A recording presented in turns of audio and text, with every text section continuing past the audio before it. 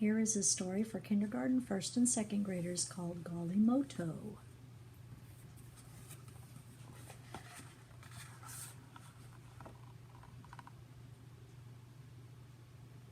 Condi opened an old shoebox and looked inside. These were his things. They belonged to him. Inside the box there was a ball made of old plastic bags, tightly wrapped with string. There was a knife Condi had made from a piece of tin can, and a dancing man he had made from dried corn stalks. In Condi's box there were also some scraps of wire.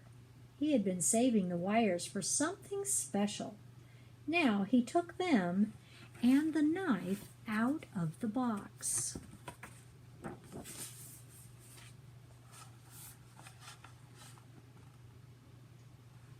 I shall make a Galimoto, Condi told his brother Ufulu. Ufulu laughed. A boy with only 7 years cannot make such a toy. You don't have enough wire. I will get enough wire, Condi said.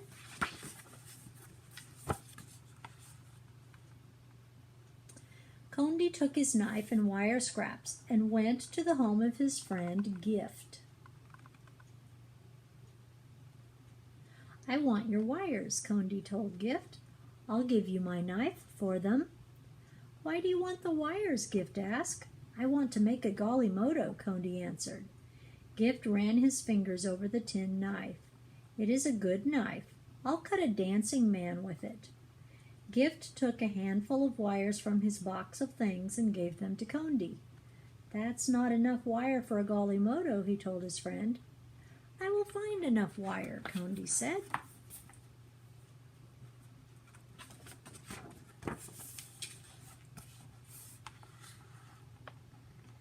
Condi put his wires into an old white plastic bag and took them to the shop of his uncle.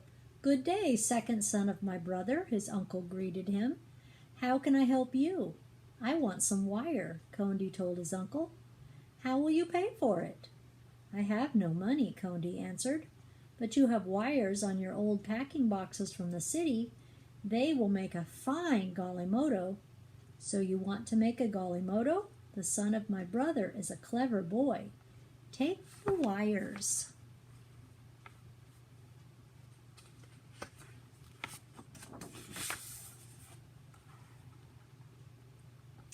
Chee, chee, chee, chee. Condi could hear the grinder at the flour mill. Many women with babies tied on their backs waited in the hot sun. Others arrived carrying heavy baskets of maize on their heads. Condi squeezed through the crowd.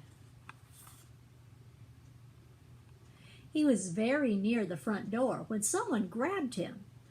The women began yelling angrily, "Stop that one! He goes out of turn!" Condi was being pushed and shoved.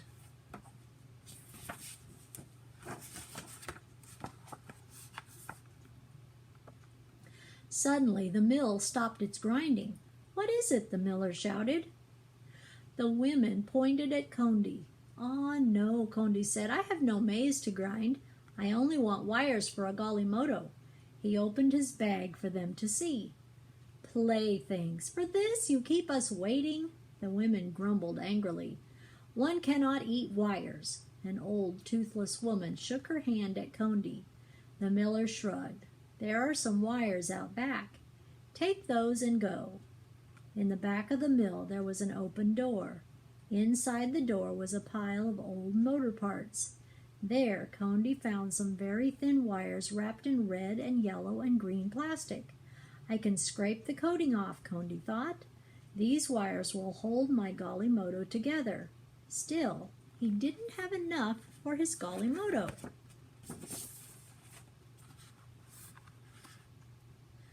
Condi passed some young children playing on an anthill. One was Munde, the small sister of his friend Gift. She had a fine long piece of wire, which she stuck into the hard dirt. "Little friend," Condi called. As he came nearer, "You cannot catch an ant that way. Go fetch some water, for with that and a stick we will fool them." When Munde came back, Condi poured the water around one of the holes. Now they will think the rains have begun, he explained. Then he stuck a stick down the hole. Gently he pulled it out, and on the end was a large ant. My stick is better than a wire for catching ants. You may have the stick, and I'll take the wire.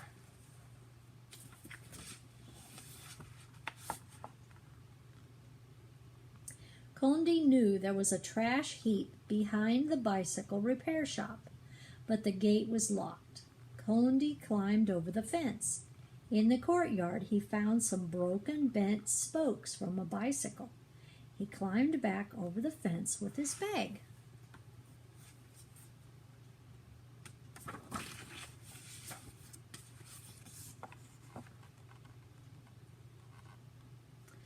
Thief! Help! Police! Thief!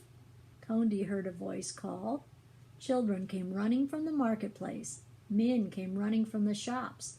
They made a circle around Condi. Thief! Thief! They chanted, pointing at Condi. A policeman arrived. He grabbed Condi by the shoulder. What are you doing? He asked. Condi showed the policeman his wires. I want a Galimoto, he explained. I need these wires. Galimoto, the crowd murmured. Galimoto? They shook their heads and went back to their business. Take your wires and go, the policeman told Condi.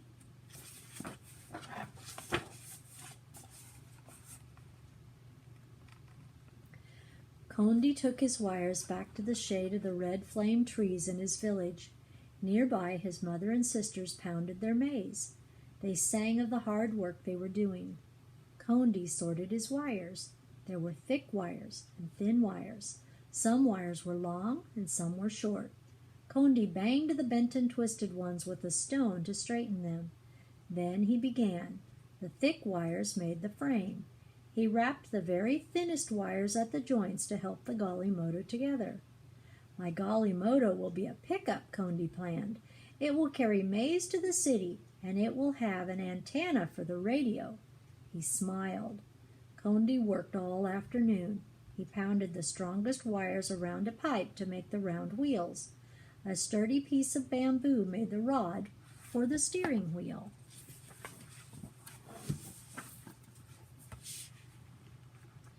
Finally, the warm, toasty smell of maize porridge cooking over the village fires told Condi it was time to go home. His brothers and sisters admired his work. So you found enough wire, Ufulu said. Yes, Condi agreed. He parked his Galimoto next to his box of things and ate his supper. Let the moon be bright for us to play and sing tonight. Condi could hear his friends singing in the distance. They were calling him to play.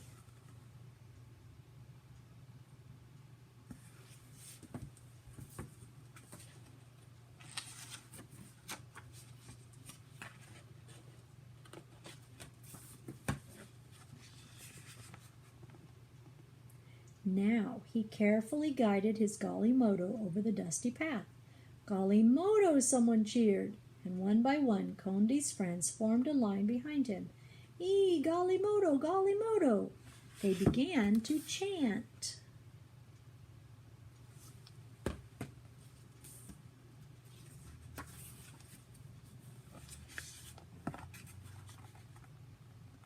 Condi saw the shadow of his Galimoto cast by the moonlight, racing alongside.